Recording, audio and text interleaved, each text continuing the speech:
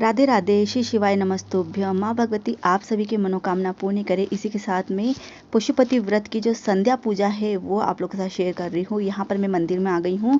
तो जिस मंदिर में आपको सुबह पूजा करनी है ना, उसी मंदिर में आपको शाम को भी पूजा करनी है। 2 टाइम पूजा होती है पशुपति व्रत में, सुबह होती है और शाम को होती है। तो शाम को प्रदोष काल में होती है, यानी कि 6 बजे जब सूर्यास्त होता है उसके 1 घंटे पहले और 1 घंटे बाद तक आप पूजा कर सकते हैं। तो यहाँ पर मैं आ गई थी 5 बजे। तो यहाँ पर सबसे पहले और भी लोग हैं जिन्होंने पहले से ही पूजा कर रखी थी, और यहाँ पर मैं बहुत से लोग जो है पूजा करके बैठ गए और बहुत से लोग मेरे पूजा का वेट कर रहे हैं, उसके बाद वो खुद पूजा करेंगे। तो यहाँ पर पहले पूरा मंदिर आपको साफ़ करना है। जैसे आपने सुबह पूजा में साफ़ करा था, तो पूरा शिवलिंग मैंने पूरा अच्छे से साफ़ कर दिया है। भोलेनाथ की जो जगह है ना पूरी साफ़ कर दी है अच्छे से। उसके बाद हम स्नान करवाएंगे। तो बहुत से लोग नहीं करवाते हैं, लेकिन मैंने मतलब अगर करवाएंगे तो अच्छा रहेगा। तो बस यहाँ पर जो पानी लाई थी मैं घर से, शुद्ध पानी जल लाई थी, उसी से मैं स्नान करवा रही हूँ। और उसके बाद यहाँ से जो जल बहता है, ये देखिए इस तरह से सुबह हम पूरी जो पंचामृत से उससे स्नान करवाते हैं, और अभी मैं सीधे सादा जल से स्नान करवा रही हूँ। तो बस यहाँ से जो जल बह के आ रहा है उसको आपको अपने लोटे में लेना है, कलश में लेना है। जो आप घर से लेके आए थे उस कलश में पानी को रखना है। इस पानी को हम बाद में काम में लेंगे। क्या काम में लेंगे वो मैं आपको बताऊँगी आगे। बस यहाँ पर अच्छे से आपको सफाई करने के बाद, जल चढ़ाने के बाद, फिर आपको जिस तरह से आपने सुबह मॉर्निंग में बेलपत्र, हल्दी, चंदन, कुमकुम, जो पूजा थाली सुबह की थी ना, उसी पूजा थाली को आपको लेके आना है। और उसी से जो सामान आपने रखा था ना, इतना लेना है कि शाम को भी आपकी पूजा हो सके। तो यहाँ पर मैं देखिए चंदन से तिलक कर रही हूँ।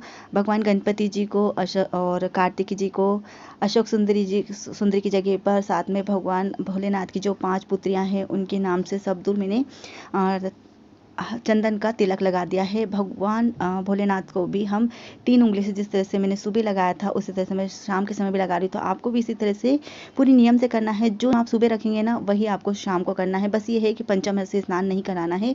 बाकी थाली जो सुबह तैयार करेंगे वही थाली आपको शाम को लेके आनी है। तो बस यहाँ पर लाल चंदन, पीला चंदन और अबीर, इससे मैं भगवान शिव जी का तिलक कर रही हूँ। बस यहाँ पर तिलक करने के बाद आप हाथ अच्छे से साफ़ कर लीजिएगा। उसके बाद अशोक सुंदरी वाली जगह है वहाँ पर आपको कुमकुम से तिलक करना है। तो बस यहाँ पर मैं कुमकुम लगाऊंगी। तो मैंने पहले हाथ धो लिए हैं, हाथ को अच्छे से साफ़ कर लीजिएगा। उसके बाद कुमकुम लगाइएगा, और जब कुमकुम का हाथ हो जाए तो उसको भी आप अच्छे से साफ़ कर लीजिएगा। उसके बाद आप दूसरे चीज़ को हाथ लगाइएगा, क्योंकि भगवान शिव को जो है ना कुमकुम नहीं चढ़ता है, हल्दी कुमकुम नहीं चढ़ता है। बस यहाँ पर तिलक लगा दिए हैं मैंने सब दूर। अब हम चढ़ाएंगे चावल, अक्षय चढ़ा देंगे सब दूर। अक्षय चढ़ाने के बाद यहाँ पर मतलब एक के बाद एक आपको सारी प्रोसेस वही करनी जो सुबह करी थी आपने। यहाँ पर देखिए 6 दिए मैं घर से बना के लेके आई थी। तो आपको 6 दिए बनाना है। जो गाय का घी होता है ना, उसी से आपको 6 दिए बनाने हैं और गोल बाती रखनी है। साथ में यहाँ पर 5 दिए प्रज्वलित करेंगे, और एक दिया जो है वो हम घर पे ले जाएंगे। घर पे हम उसको जलाएंगे। यहाँ पर सिर्फ 5 दिए हमको जलाना है। साथ में आपको मीठा प्रसाद बना के लाना है घर से। फरहाली प्रसाद हो या जो भी आप मीठा प्रसाद बना सको, घर से आपको बना के लेके आना है। उसके 3 हिस्से करना है। 2 हिस्से जो है वो भगवान को समर्पित करेंगे, 2 हिस्से का भगवान को भोग लगाएंगे, और एक हिस्सा जो है वो हम अपने लिए रखेंगे। जब हम भोजन ग्रहण करेंगे, व्रत को खोलेंगे, उपास को जब हम खोलेंगे, उस समय आपको ये प्रसाद है ना सबसे पहले खाना, उसके बाद आपको भोजन ग्रहण करना है। यहाँ पर मैं जो इत्र लेके आई थी वो इत्र लगा रही हूँ। दिए मैंने अभी रख दिए हैं, दिए अभी मैंने प्रज्वलित नहीं करे हैं। तो बस यहाँ पर इत्र लगा देती हूँ। तो इत्र अगर आपके पास हो तो लेके आइए। अगर आप सुबह की पूजा में इत्र का यूज़ कर रहे हैं तो आप शाम की पूजा में भी इत्र ज़रूर चढ़ाइए भगवान जी को। यहाँ पर ये बेलपत्र चढ़ाते हैं। तो बेलपत्र चढ़ाने की जो हमारी सुबह की प्रोसेस है, जो हम सुबह जिस तरह से चढ़ाए थे उसी तरह से मैं शाम के समय भी बेलपत्र चढ़ा रही हूँ। तो यहाँ पर मैंने बेलपत्र के जो तीनों पत्तियां हैं ना, वहाँ पर मैंने चंदन लगाया है, और बीच वाली पत्ती पे भी आपको चंदन लगाना है।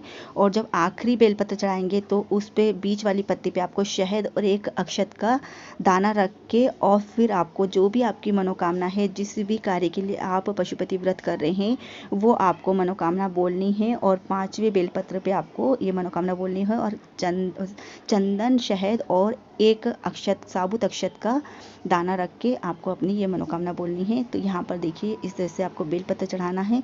जो हल्दी चंदन वाला हिस्सा है ना, वो भगवान शिव को टच करेगा, मतलब उल्टा करके चढ़ाएंगे हम। और ये देख लीजिए, आप पूरी प्रोसेस में आपको बता रही हूँ, इसीलिए मैं आपसे बोल रही हूँ कि वीडियो को स्किप मत करिएगा, पूरा देखिएगा, पूरा समझिएगा, उसके बाद ही आप पशुपति व्रत को उठाइएगा, शुरू करिएगा। पूजा विधि बहुत अच्छी है, बहुत अच्छा लगता है जब हम पशुपति व्रत करते हैं, बहुत अलग सी खुशी होती है इस तरह के जब हम कार्य करते हैं। तो बस यहाँ पर देखिए आखिरी पत्ता मैंने चढ़ाया है और जो भी मनोकामना है वो बोलिए आप। उसके बाद गणपति जी को, कार्तिक जी को अशोक सुंदरी वाले स्थान पे हम बेलपत्र रखेंगे, नंदी को बेलपत्र चढ़ाएंगे और नंदी के जो पैर हैं, उठा हुआ पैर है ना, वहाँ पर बेलपत्र लाते हैं, साथ में सर पे बेलपत्र रखते हैं। और ये देखिए इस तरीके से। तो बस इस तरह से आपको पूजा करनी है, ये वाली पूरी जिस तरह से सुबह करी थी आपने, मैं बार बार यही बोल रही, जिस तरह से आपने सुबह पूजा करी थी ना, बस उसी तरह से शाम को पूजा करनी है। बस यहाँ पर आपको शाम की पूजा में प्रसाद लेके आना है, 3 हिस्से करना है, 2 हिस्से भगवान को समर्पित करना है, भोग लगाना है, 1 हिस्सा अपने लिए रखना है। जो अपने लिए हिस्सा रख रहे हैं ना, उसको आपको भगवान को स्पर्श नहीं करवाना है, नहीं तो वो भगवान को ही भोग लग जाएगा उस प्रसाद का भी। इसलिए उस हिस्से को आप अपनी थाली में रहने दीजिए और 2 हिस्से जो है वो आप भगवान जी को समर्पित कर दीजिए, भगवान को भोग लगाइए। तो यहाँ पर मैं गणेश जी, अशोक सुंदरी वाले स्थान पे और कार्तिकी को बेलपत्र चढ़ा रही हूँ। जब हम नंदी जी को बेलपत्र चढ़ाते हैं पैर के ऊपर, तब जो चंदन वाला हिस्सा है ना, वो ऊपर साइड आता है, और जब हम सिर पे चढ़ाते हैं ना, तब चंदन वाला हिस्सा नीचे साइड आता है, भगवान नंदी को स्पर्श करते हुए आता है। तो यहाँ पर पुष्प अर्पित कर देते हैं हम। तो बस इस तरह से पुष्प आप चढ़ा दीजिए और पुष्प चढ़ाने के बाद हम यहाँ पर दिए के नीचे कुछ रख देंगे। जब भी आप दिया रखें तो दिए के नीचे अक्षत या पुष्प कुछ भी आप रख दीजिए, दिया डायरेक्ट धरती माँ को स्पर्श ना करे। तो इस तरह से आपको रखना है दिए। यहाँ पर प्रसाद के 3 हिस्से कर लेते हैं, 2 हिस्से भगवान भोलेनाथ को हम भोग लगाएंगे और 1 हिस्सा हम अपने लिए रखेंगे। तो जो अपना वाला हिस्सा है ना, उसको थाली में रहने दीजिएगा, उसको भगवान को स्पर्श मत करवाइएगा। तो यहाँ पर इस तरह से मैंने प्रसाद के 3 हिस्से कर लिए हैं, ये 2 हिस्से यहाँ रख दिए हैं। उसके बाद हम दिए प्रज्वलित कर देंगे। तो 5 दिए आपको जलाना, इस बात का ध्यान रखिएगा। 6 दिए आपको रखना है वहाँ पर मंदिर में, लेकिन जलाना सिर्फ 5 दिया ही है। और 5 दिए जलाने के बाद जो 1 दिया बिना जला रह गया है, उसको आप अपनी थाली में रखिएगा, क्योंकि उस दिए को आपको जलाना नहीं है वहाँ पर। उसको आपको जब आप घर पे जाएंगे तो आपका मेन दरवाज़ा है, वहाँ पर सीधे हाथ पे आपको उस दिए को प्रज्वलित करना है। तो बस यहाँ पर मंदिर में थोड़ी देर बैठ के लोग बाग और फिर जाते हैं। पूजा करने के बाद एकदम से नहीं जाना चाहिए, थोड़ी देर मंदिर में बैठना चाहिए, उसके बाद जाना चाहिए। तो यहाँ पर मैंने 5 दिए जला लिए हैं और 1 दिया मैंने थाली में रख लिया है। यहाँ पर ये दिया जो धूप बत्ती है ना, उसको लगा देती हूँ। और कपूर लेके जाना है। संध्या समय में आपको कपूर से आरती करनी है। अगर आपको आरती नहीं आती है भोलेनाथ की, तो आपको ओम नमः शिवाय या श्री शिवाय नमस्तुभ्यम मंत्र का उच्चारण करना है और इस तरह से आपको आरती करनी है। आरती करने के बाद आपकी जो पूजा है वो पूर्ण होती है। तो बस यहाँ पर देखिए आरती कर लेते हैं हम। उसके बाद भगवान की सेवा करके, और इस तरह से भगवान की सेवा करनी है आपको, और आपकी जो भी मनोकामना है भगवान भोलेनाथ पशुपतिनाथ आपकी मनोकामना पूर्ण करे। तो बस यहाँ इस तरीके से आपको पूजा करनी है। और यहाँ पर ये 3 उंगलियों से जहाँ शिवलिंग रखा है वहाँ पर 3 उंगलियों से स्पर्श करके अपनी आँखों को स्पर्श कराना है और अपनी जो भी मनोकामना है वो बोलनी है। तो ये बस यहाँ पर मेरी पूजा हो गई है। तो आपको भी इस तरह से पूजा करनी है। चलिए अब भगवान से प्रार्थना कर लेते हैं। तो ये थी पशुपति व्रत की संध्या की पूजा। आप लोग को कैसी लगी बताइएगा ज़रूर। और इस तरीके से ही आपको पूजा करनी है। उसके बाद घर जाना है, घर के मुख्य द्वार पे स्वास्तिक बनाना है, स्वास्तिक पे अक्षत रखना है, अक्षत पर आपको दिया रखना है। जो आप दिया लेके आए हैं बिना जला हुआ, उस दिए को आपको सीधे हाथ की तरफ रखना है। सीधे हाथ की तरफ रखने के बाद दिए को प्रज्वलित करना है और आपकी जो भी मनोकामना है उसको बोलना है। और उसके बाद आपको सीधा पैर घर में प्रवेश करते हुए आपको सीधा पैर रखते हुए घर में प्रवेश करना है। और जो लोटे में जल लाए थे उसको सब दूध छिड़कना है। और जिसके लिए आपने ये आपकी जो मनोकामना है उसको आपको ये जल पिलाना है। और उसके बाद आपको संध्या काल में जब आप व्रत खोलते हैं, तब जो प्रसाद लेके आए हैं उस प्रसाद को सबसे पहले ग्रहण करना है। उसके बाद आपको उपवास खोलना है।